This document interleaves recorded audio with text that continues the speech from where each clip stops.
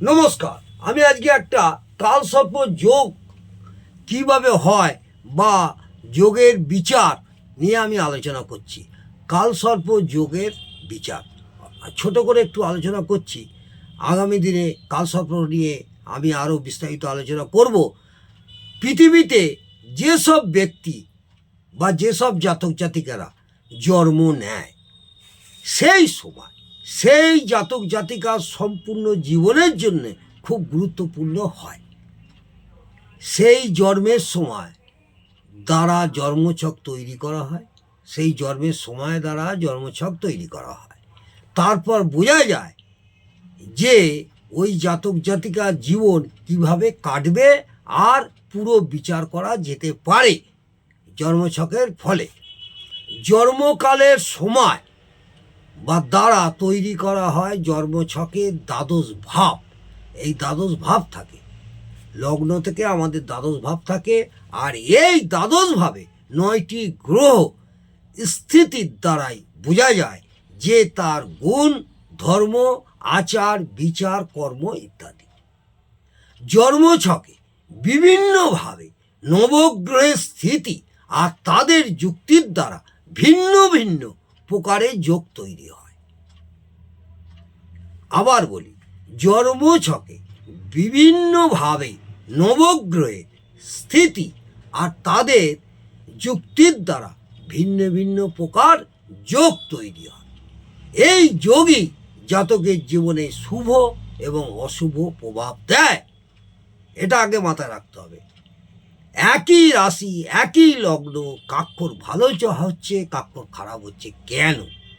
ওই জন্য আমরা প্রত্যেককে বলি জন্মছক বিচার করে, তবেই তার বিচার বিশ্লেষণ করে তবেই তাকে পুরোপুরি বিচারটা সম্পর্কে আপনি বলতে পারবেন।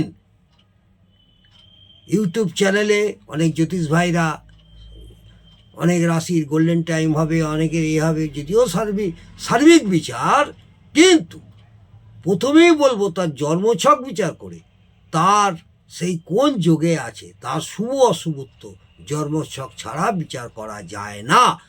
জন্মছকে বিভিন্ন গ্রহের স্থিতি আর যুক্তি দ্বারা অনেক রকম যোগ হয়।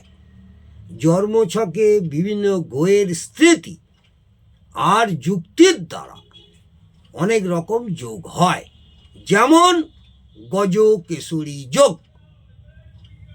গুরু চণ্ডাল যোগ, বীজ যোগ, গহন যোগ, কেমন্দম যোগ, ভ্রূম যোগ, অনফা যোগ, কালসর্প যোগ, সুনাপা যোগ ইত্যাদি।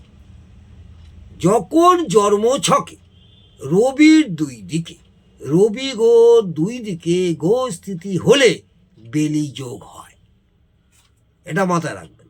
যখন কোনো জাতক জাতিকার জন্মছকে রবির দুই দিকে গো স্থিতি হলে, রবি গ্রহে দুই দিকে গো স্থিতি হলে তাহলে বেলি যোগ হয়। বসি যোগ ও অভয়চারী যোগ তৈরি হয়। আর জন্মছকে চন্দ্রের দুই দিকে গো স্থিতি হলে, জন্মছকে চন্দ্রের দুই দিকে গো স্থিতি হলে অনভা যোগ, সুনপা যোগ, দুর্ধরা যোগ আর কেমন্দব যোগ তৈরি হয়। শনির সঙ্গে চন্দ্র হলে, শনি গ্রহের সঙ্গে যদি চন্দ্র হয় তাহলে বীজ যোগ তৈরি হয়। চন্দ্রের সঙ্গে রাহু হলে গহন যোগ তৈরি হয়। যদি রাহুর সাথে বৃহস্পতি হলে গুরুচণ্ডাল যোগ হয়। আমি কয়েকটি উদাহরণ দিলাম। জন্মছকে যদি রাহু আর কেতু আমলে সামনে হলে আর বাকি সব গ্রহের স্থিতি রাহু আর কেতুকে মধ্যে হয়, তাহলে এই ধরনের যোগকে কালসর্প যোগ বলে। আবার বলি, জন্মছকে যদি রাহু আর কেতু মনে সামনে হলে আর বাকি সব গ্রহের যুক্তি আর স্থিতি রাহু আর কেতুকে মধ্যে হয়, তাহলে এই ধরনের যোগকে কালসর্প যোগ বলে। অর্থাৎ রাহু কেতু বাকি গ্রহের এক ধারে আমাদের এক একটা হাউস, এক একটা ভাব 30 ডিগ্রি, 12টা ভাব 360 ডিগ্রি নিয়ে বিচার হয়। এই 30 ডিগ্রি করে আমাদের যেটি বাকি গ্রহগুলো 7টা গ্রহ একদিকে রইল, তারপরে রাহু কেতু বাইরে রইল। হ্যাঁ, তাহলে কি হলো, ওটা আমাদের পূর্ণ কালসর্প যোগ বলে ধরা হয়। এই কালসর্প যোগের বিস্তারিত অনেক আলোচনা আছে, অনেক সময় লাগবে, আপনাদের এক একটা করে আমি বলবো। সাধারণত কালসর্প যোগ দুই ধরনের হয়, এক উদিত গোলার্ধ আর দ্বিতীয় অনুদ্দিত গোলার্ধ। উদিত গোলার্ধকে গ্রস্ত যোগ ও অনুদিত গোলার্ধকে মুক্ত বলা হয়। যদি জন্মছকে লগ্নে রাহু আর সপ্তমে কেতু হলে, লগ্নে অনেক সময় রাহু এবং সপ্তমে কেতু হলে, এবং বাকি সব গ্রহ যদি সপ্তম, অষ্টম, নবম, দশম, একাদশ ও দ্বাদশ হলে, এই ভাব কাল সর্প যোগকে উদিত কাল সর্প যোগ বলা হয়। উদিত কাল সর্প যোগ, তাকে উদিত কাল সর্প যোগ বলা হয়। রাহু কেতুর ভ্রমণ সবসময় উল্টো চলে।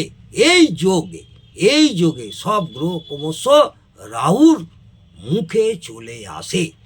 এই গ্রহগুলো সব সময় ক্রমশ রাহুর মুখে চলে আসে।